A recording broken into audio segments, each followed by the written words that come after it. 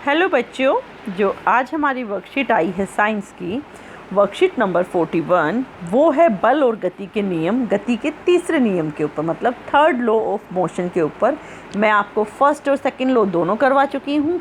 अगर आपने मेरी वीडियो नहीं देखी है तो प्लीज़ लाइक एंड सब्सक्राइब कर दीजिए मेरे चैनल को, ताकि जो भी मेरी वीडियोस आती हैं उसका नोटिफिकेशन आप तक पहुँच जाए और आप वीडियोस को अच्छे से देख पाएँ।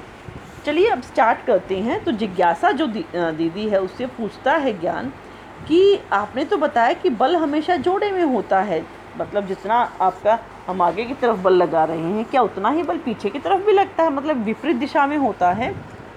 तो क्या ये विपरीत दिशा में दो अलग अलग वस्तुओं पे कार्य कर सकता है, मतलब इस चीज़ को उसने पूछा तो क्वेश्चन थोड़ा सा ना उसको भी कन्फ्यूजन था, तो इसने उस चीज़ को क्लियर करना चाहा। तो जिज्ञासा दीदी ने कहा कि हाँ ज्ञान, जो बल है वो हमेशा जोड़े में ही होगा और एक दूसरे के विपरीत कार्य करेगा। मतलब अगर हम एक बक्से को हटाने की कोशिश करेंगे तो जिस दिशा में हम बल लगाएंगे उसकी विपरीत दिशा में घर्षण का बल लगा होगा। ये क्यों होगा ये सब? क्योंकि ये हमारे गति के तीसरे नियम पर आधारित है। न्यूटन ने जो थर्ड लॉ दिया था उसमें क्या कहा था न्यूटन ने कि जब एक वस्तु दूसरी वस्तु पर बल लगाती है, मतलब एक वस्तु दूसरी, जो मैं हूँ, मैंने बक्से को सरकाने की कोशिश की तो मैं पहली वस्तु, दूसरी वस्तु हो गया वो बक्सा, तो दूसरी वस्तु भी पहली वस्तु पर वापस बल लगाती है। ये आप सोचिए कि ऐसा भी कैसे हो सकता है? मैं जितना बल बक्से की तरफ लगा रही हूँ बक्सा उतना ही बल मेरी तरफ भी लगा रहा है। यह दोनों विरोधी बल मात्रा में बराबर होंगे पर विपरीत दिशा में होंगे। पहला बल जो लगा, जो इस दिशा में लगा, इसे क्रिया कहा जाएगा, ये बक्सा था।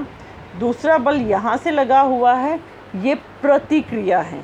और अगर मैं इस नियम को एक लाइन में समझाना चाहूँ तो हर एक बल की समान व विपरीत प्रतिक्रिया होती है, मतलब प्रत्येक क्रिया की समान व विपरीत प्रतिक्रिया होती है। एक ही लाइन का नियम है ये।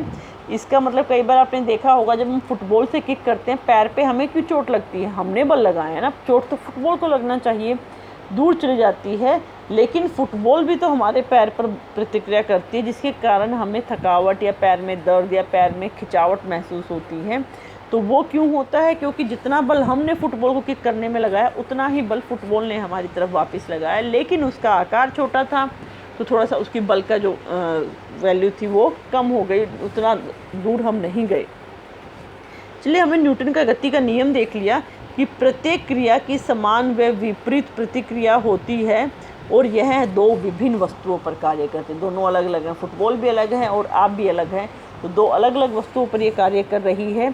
एक स्प्रिंग तुला यहाँ पर लिया गया है, इस तरह से होता है, ये स्प्रिंग तुला है आपका ए, और दूसरा स्प्रिंग तुला हमने लिया है बी लिया है, और ए को हमने दीवार में फंसा रखा है। देखिए आप, जो ए है ये दीवार में फंसा हुआ है कील से या किसी स्टैंड पे।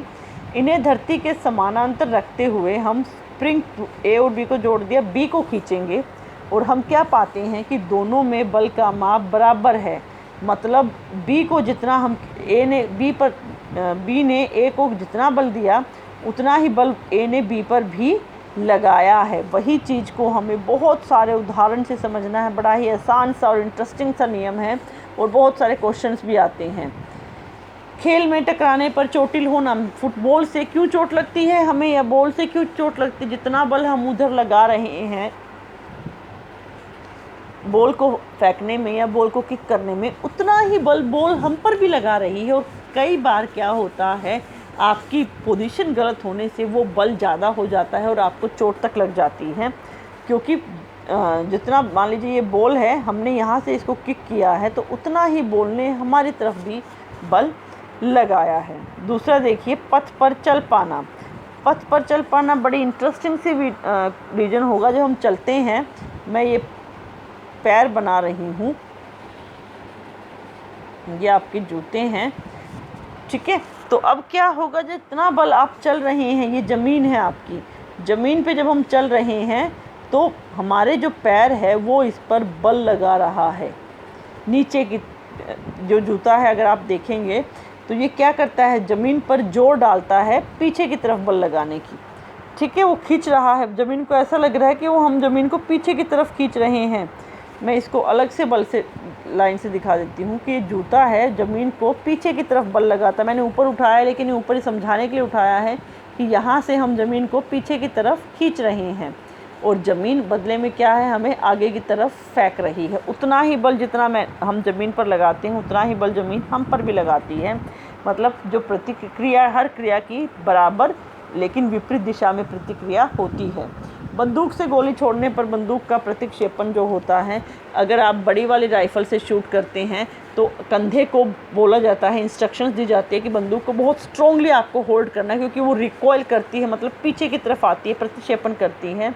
गोली आगे की तरफ जाएगी, जो बुलेट है पूरी स्पीड से आगे की तरफ जाएगी, उतनी ही बल, जितना गोली को आगे जाने में बल लग रहा है, उतना ही बल बंदूक के ऊपर भी लगाया जाता है, जो हमारे कंधे पे होती है। हल्का सा झटका हमें महसूस होता है, लेकिन गोली का द्रव्यमान बहुत छोटा है और बंदूक बहुत बड़ी है, इसीलिए गोली पर जो बल लगा और बंदूक पर जो बल लगा, दोनों की मात्रा में हमें इसीलिए फ़र्क महसूस होता है, बहुत तेज़ झटका हमें नहीं लगता है।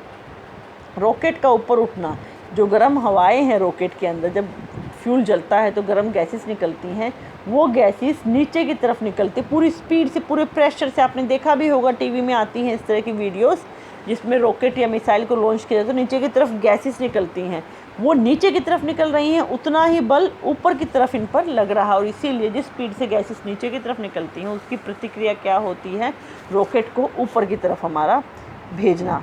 नाव से अगर आप कभी कूदने की कोशिश करते हैं तो जब भी आप नाव से कूदेंगे तो नाव पीछे की तरफ भागती है।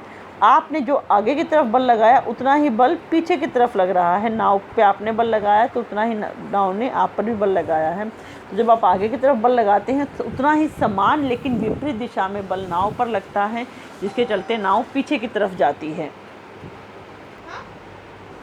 ट्रैम्पोलिन के खेल में कूदने पर वापस उछलना, जो बच्चे अक्सर खेलते हैं, बड़े भी इसको खेलते हैं, तो हम जब इसके ऊपर कूदते हैं तो नीचे की तरफ बल लगता है, उतना ही बल ये ट्रैम्पोलिन जो है ऊपर की तरफ लगाता है, समान बल लगाता है लेकिन विपरीत दिशा में, इसीलिए हम उछलते हैं।